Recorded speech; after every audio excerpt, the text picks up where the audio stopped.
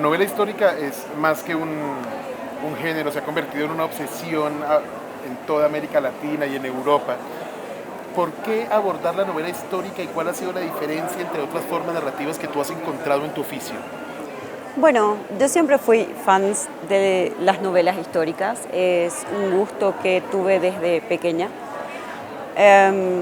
Fue como un aprender disfrutando.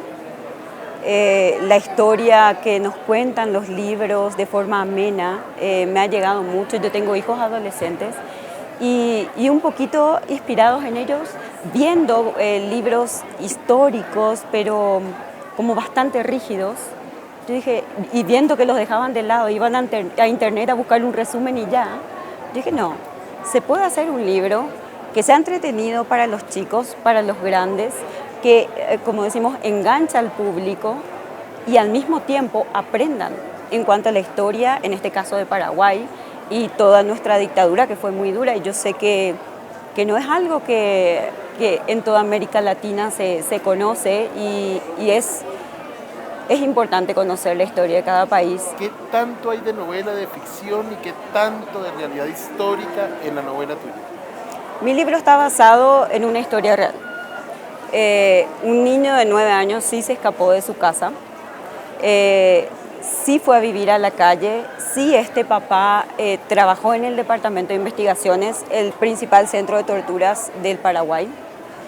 Sí hubo una madre destrozada por el abandono del hogar de su hijo, pero el carácter de cada personaje, las circunstancias en que se dieron o los gustos o disgustos de los personajes es la parte ficticia. ¿Cómo puede uno, como en un acto de equilibrismo, estar entre la ficción y la historia? ¿En qué momento uno puede caerse para un lado, únicamente el valor estético o únicamente para el valor real? ¿Cómo hace ese acto de equilibrio en tu obra? Lo importante es la investigación. Luego de la investigación viene el proceso creativo, porque con los datos que te da la investigación ya tú puedes comenzar a trabajar las escenas, los personajes, completar la cadena que va uniendo las cosas que van desde el principio hasta el final o desde el final hasta el principio, porque hay dos formas de presentar las historias.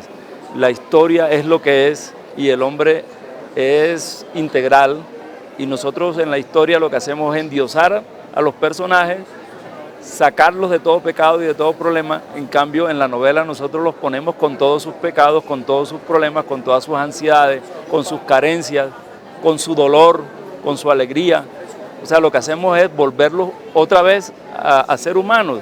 Personalmente, ¿cómo es el proceso creativo tuyo frente a la novela histórica? ¿Cómo arrancas ese proceso? Yo empiezo primero por el interés por un personaje. Segundo, porque me interesa su historia y comienzo a indagar en las fuentes escritas, en las fuentes orales, y además me meto en los medios. Los medios hoy día traen bastante información histórica en muchos países. Hay países donde eso está en cero, pero realmente esa ayuda te permite avanzar un poco más, buscar más bibliografía, meterte más en los centros documentales históricos, por ejemplo el Archivo de Indias de Cartagena o el Archivo de Indias de México, o el Archivo Histórico de Barranquilla, o el de Bogotá, o el de Santa Marta. Entonces a veces tú tienes que ir de una ciudad a otra saltando porque esa historia tiene una conexión con la otra ciudad. Y si no haces eso, dejas la historia incompleta y tú te quedas insatisfecho como autor. ¿Cuánto tiempo duró el proceso investigativo de tu novela? Bueno, el proceso investigativo me llevó como unos 6 meses, donde, claro, no quedé conforme. Y bueno, pero sí fue un impulso para empezar a escribir la novela. Pero cada tanto uno se topa de nuevo con interrogantes, ahí comienzan de nuevo las entrevistas, las investigaciones, eso es hasta el final, es un proceso que no tiene un fin, o sea, acaba con la novela. ¿Cuál es el paso siguiente de una novela, después de una novela histórica que deja cierto cansancio, que deja un vacío en el escritor? ¿Cómo vas a trabajar ahora? ¿Qué temas históricos te pueden llamar la atención para seguir trabajando? ¿Los vas a trabajar? Sí. ¿Vas a seguir con la novela histórica? Bueno, quiero seguir con la novela histórica porque es el género que más me apasiona. Me gustaría también incursionar igual en la ficción. Sería un reto nuevo que me pondría. Y en cuanto a la historia, quisiera seguir con la historia de mi país. Quisiera abrir nuestra historia al mundo. Quisiera que cada vez más gente, más países conozcan nuestra historia, que también es muy rica y en varios episodios muy sufrida. Aquí hemos sostenido que hemos contado la historia desde los números, ¿no? Desde las estadísticas, del número de muertos, y que no contamos la historia que hay detrás de esos números, que es la que de verdad tiene un valor, ¿sí? ¿Cuál es el objetivo tuyo de hacer novela histórica? ¿Quieres contar simplemente como escritor o también quieres ayudar a construir esa memoria, una nueva memoria para los colombianos, para los lectores?